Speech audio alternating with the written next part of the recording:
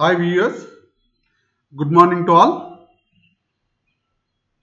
Today we are going to discuss about banking, definition of banking, origin of bank and introduction to banking.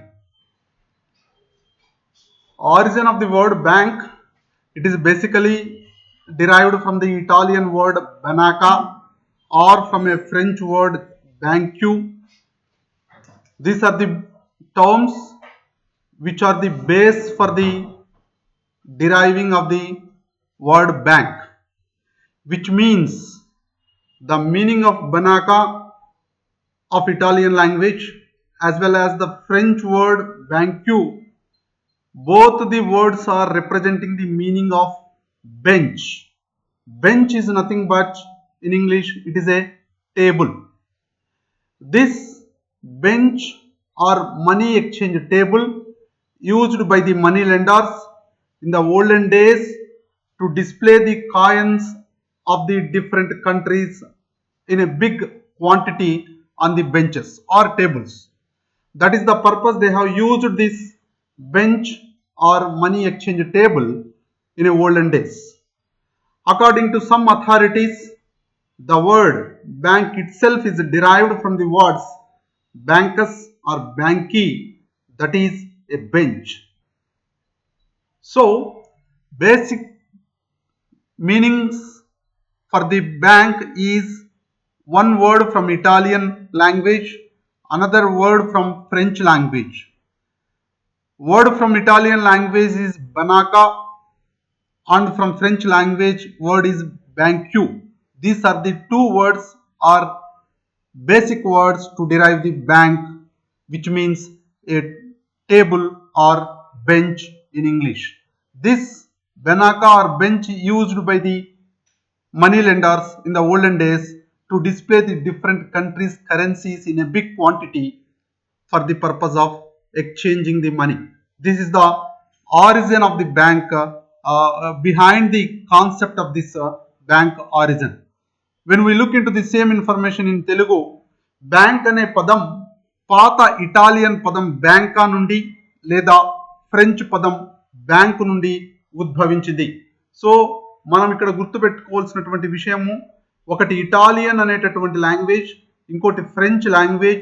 ఈ రెండింటి లాంగ్వేజ్ల్లో ఒకటేమో బ్యాంకా అనేటటువంటి Italian word, ఫ్రెంచ్లో bank అనేటటువంటి పదం నుండి ఈ బ్యాంక్ అనేటటువంటి ఇంగ్లీష్ వర్డ్ ఉద్భవించింది అని మనకు తెలుస్తూ ఉంది. దీని యొక్క అర్థం బెంచు లేదా money exchange table. Money exchange table means the table which is used for the transferring the money are giving and receiving money for the different countries. అంటే టేబుల్ మీద మనము పెద్ద మొత్తంలో ద్రవ్యాన్ని డిస్ప్లే చేస్తూ ఉంచి మన వద్ద వచ్చినటువంటి వాళ్ళకు కావలసినటువంటి ద్రవ్యాన్ని ఇస్తూ వాళ్ళ దగ్గర నుంచి మనము డబ్బు వసూలు చేసుకునేటటువంటి ఇందుకు ఉపయోగించేటటువంటి ఒక టేబుల్ని మనీ ఎక్స్చేంజ్ టేబుల్ అంటాం. పాత రోజుల్లో యూరోపియన్ మనీ లెండర్స్ అంటే వడ్డీ వ్యాపారస్తులు అని చెప్పొచ్చు, లేదంటే మనీ రుణదాతలు అని చెప్పొచ్చు. యూరోపియన్ మనీ రుణదాతలు లేదా మనీ చేంజర్లు వివిధ దేశాల నాణ్యాలను పెద్ద కుప్పలలో, దట్ మీన్స్ పెద్ద పెద్ద పరిమాణంలో బెంచీల మీద లేదా టేబుల్ మీద రుణాలు ఇవ్వడం లేదా మార్పిడి చేయడం కోసం ప్రదర్శిస్తూ ఉండేవారు. అలా ప్రదర్శిస్తూ ఉండడం వలన ఆ టేబుల్స్ని బెంచ్ని బ్యాంకుగా గుర్తించడం జరిగింది. అలాగనే కొంతమంది అధికారుల ప్రకారం బ్యాంక్ లేదా బ్యాంకర్స్ లేదా బ్యాంకీ అనే బెంచ్ అనే పదాల నుండి ఉద్భవించింది. ప్రారంభ బ్యాంకర్లు లోంబార్డీలోని యూదులు తమ వ్యాపారాన్ని మార్కెట్ స్థలంలో బెంచీలపై లావాదేవీలు జరిపారు. ఈ బెంచ్ అనేటటువంటి పదం నుంచినే బ్యాంక్ అనేటటువంటి పదం ఉద్భవించింది అనేది మనకి లిటరేచర్ని చూసినట్టయితే తెలుస్తూ ఉంది. విద్యార్థులారా, ఈ బ్యాంక్ అనేటటువంటి పదము బ్యాంకా అనేటటువంటి ఇటాలియన్ పదము, బ్యాంక్ అనేటటువంటి ఫ్రెంచ్ పదాల నుంచి ఉద్భవించింది అనేటటువంటి దాన్ని మీరు అందరూ కూడా దృష్టిలో ఉంచుకోవాలి.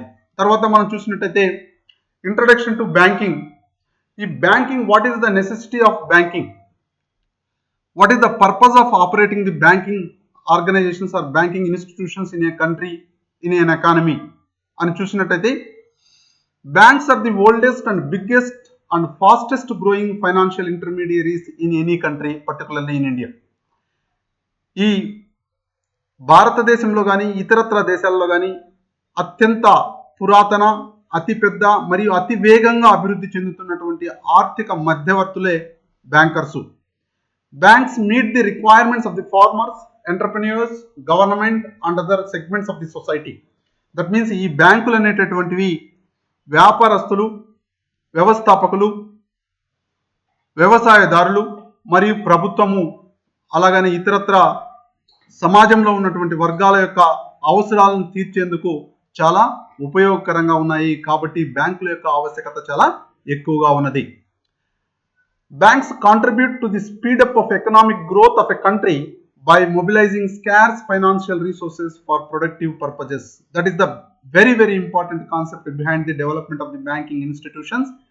That means banks are contributing to the economic growth of a country. ఏదైనా దేశము అభివృద్ధి చెందాలి అంటే దానికి కావలసినటువంటి సహాయ సహకారాలను అందించడంలో ఉన్నటువంటి బ్యాంకుల యొక్క పాత్ర చాలా చెప్పుకోదగ్గది. ఏ విధంగా ఇవి సహాయ సహకారాలను అందిస్తున్నాయంటే దేశంలో నిరుపయోగంగా పడి ఉన్నటువంటి ఆర్థిక వనరులను సేకరిస్తూ, that means mobilising of scarce financial resources and transferring it into the productive purposes, అంటే ఉత్పత్తి అవసరాల కోసం ఉపయోగిస్తూ నిరుపయోగంగా పడి ఉన్నటువంటి ఆర్థిక వనరులను సేకరించే దానిలో చాలా ప్రముఖ పాత్ర వహిస్తున్నాయి. ఉత్పాదక ప్రయోజనాల కోసం అరుదైన లేదా నిరుపయోగంగా పడి ఉన్నటువంటి ఆర్థిక వనరులను సమీకరించడం ద్వారా దేశ ఆర్థిక వృద్ధిని వేగవంతం చేయడానికి బ్యాంకులు దోహదం చేస్తున్నాయి. కాబట్టి బ్యాంకుల యొక్క ఆవశ్యకత చాలా చోటు చేసుకోవడం జరిగింది ఏ దేశ ఆర్థిక వ్యవస్థలో అయినా కూడా. Banks are the most important depositories. మనం అబ్జర్వ్ చేసినట్టయితే బ్యాంక్స్ ఎక్కువగా డిపాజిట్స్ను సేకరిస్తాయి. ఎవరి వద్ద నుంచి? పబ్లిక్ వద్ద నుంచి. పబ్లిక్ వద్ద ఏముంటాయి? సేవింగ్స్ ఉంటాయి. ఈ సేవింగ్స్ని డిపాజిట్స్ రూపంలో బ్యాంక్స్ ఎప్పుడైతే సేకరిస్తాయో savings have been transformed into the investments. అంటే మన దగ్గర పొదుపు ఉంది, ఈ పొదుపుని పెట్టుబడి రూపంలోకి మార్చాలంటే ఆ పెట్టుబడి రూపంలోకి మార్చడానికి ఒక మధ్యవర్తిగా, అనుసంధానకర్తగా బ్యాంకులు ప్రజల వద్ద ఉన్నటువంటి పొదుపు మొత్తాలని డిపాజిట్ రూపంలో సేకరించడం జరుగుతుంది. అలా డిపాజిట్ రూపంలో సేకరించినటువంటి మొత్తాలను బ్యాంకులు తిరిగి వివిధ రకాలైనటువంటి రూపాల్లో డిస్పర్స్ చేస్తుంది, అంటే పంపిణీ చేయడం జరుగుతుంది. వివిధ రకాలైనటువంటి లోన్స్లో ఎవరికైతే ద్రవ్యం అవసరమో, ఎవరికైతే డబ్బు అవసరమో అటువంటి వాళ్ళందరికీ కూడా ఆ డబ్బును అందుబాటులోకి తీసుకుని వస్తుంది.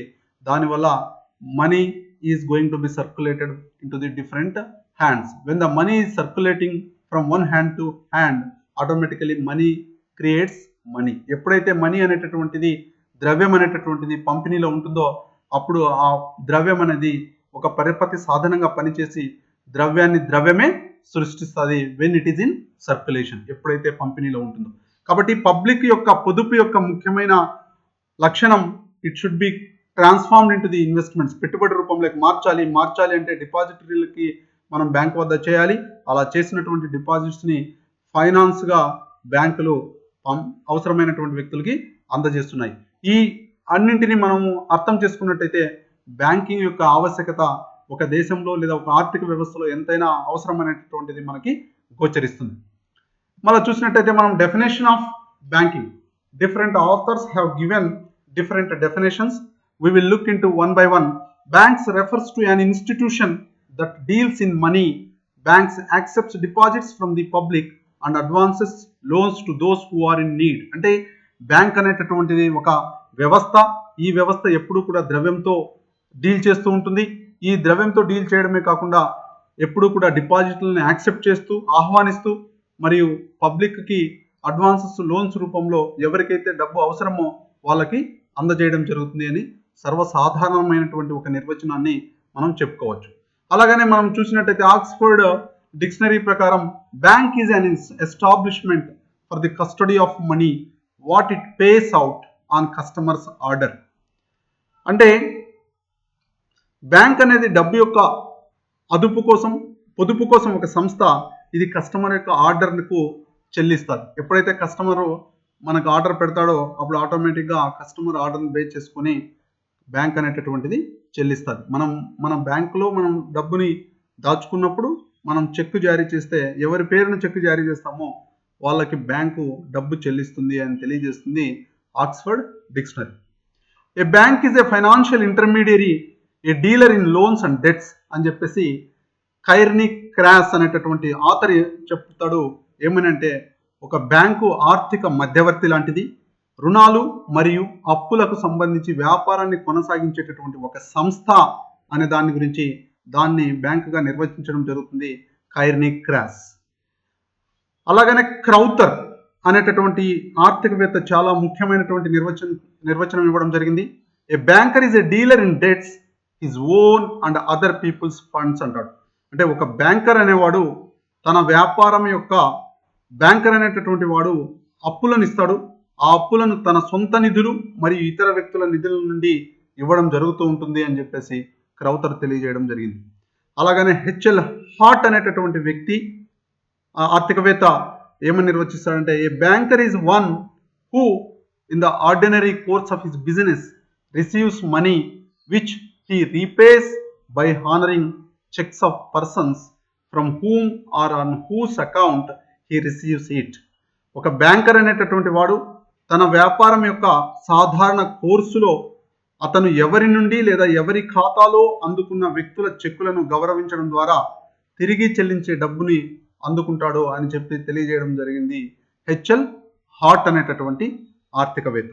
సో ఈ నిర్వచనాలన్నింటినీ మనం గమనించినట్టయితే ముఖ్యంగా బ్యాంక్ అనేటటువంటిది డిపాజిట్లను సేకరిస్తూ ప్రజలకు అవసరమైనటువంటి డబ్బుని లోన్ల రూపంలో అందజేస్తూ మనం దాచుకున్నటువంటి డబ్బుకి మనము ఎప్పుడైనా ఆర్డర్ వేస్తే ఎవరికి ఇమ్మని తెలియజేస్తే ఆ వ్యక్తులకు అందజేస్తూ వివిధ రకాలైనటువంటి ఆర్థిక కార్యకలాపాలను వినియోగదారుల తరపున నిర్వర్తించేటటువంటి ఒక వ్యవస్థనే బ్యాంకింగ్ అని మనము అవగాహన చేసుకోవచ్చు.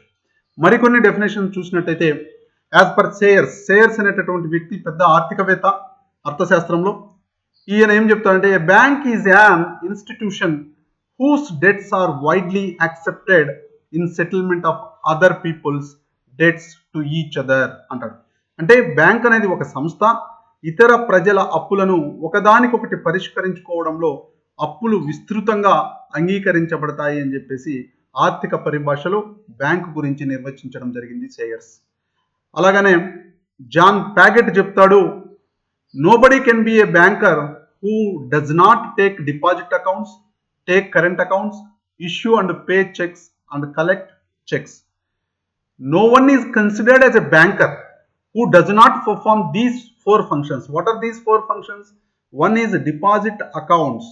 A banker should accept the deposit accounts, take current accounts, and issue and pay checks and collect the checks. ఈ నాలుగింటి కార్యకలాపాలను నిర్వర్తించినటువంటి వ్యక్తి బ్యాంకర్ కాడు అని చెప్పడం జరుగుతుంది జాన్ ప్యాగెట్ అనే వ్యక్తి. ఏమని చెప్తాడంటే డిపాజిట్ ఖాతాలు తీసుకొని కరెంట్ అకౌంట్లు తీసుకున్నటువంటి ఇష్యూ చేసి చెక్కులు చెల్లించి చెక్కులు వసూలు చేయని బ్యాంకర్ని మనము బ్యాంకర్ అని చెప్పలేము అని చెప్పడం జరుగుతుంది John Paget. These are the important definitions which we're going to learn in the banking introductory part. What we have learned in the today's class is we have learned the origin of the banking word and the introduction and importance of the banking and various definitions of the banking given by the various economists. These are the things which we have learned in the today's class, and in the tomorrow which we are going to learn about the commercial bank and functions of the commercial bank. Thank you for watching this video.